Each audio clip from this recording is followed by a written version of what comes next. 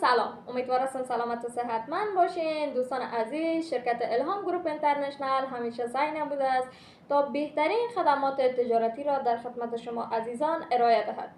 و شرکت الهام گروپ اینترنشنال بر علاوه انتقالات و حمل و نقل بین المللی در سرتاسر جهان همیشه بعضی از خدمات دیگر را برای شما عزیزان ارائه داده است تا بتوانید در کمترین زمان و کمترین هزینه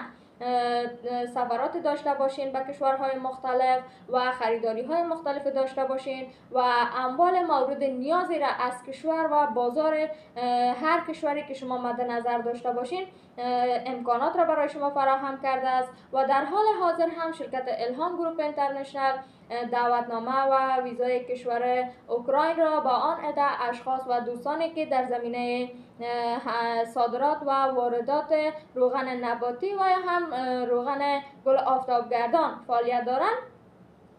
ارائه داده است که دوستان و تاجران عزیز می توانند با پیوستن به شرکت الهام گروپ از طریق شرکت الهام گروپ یک عدد دعوتنامه و ویزای کشور اوکراین را به صورت کاملا رایگان به دست بیاورند و به کشور اوکراین سفر نمایند. تشکر از شما دوستان و همراهان همیشگی.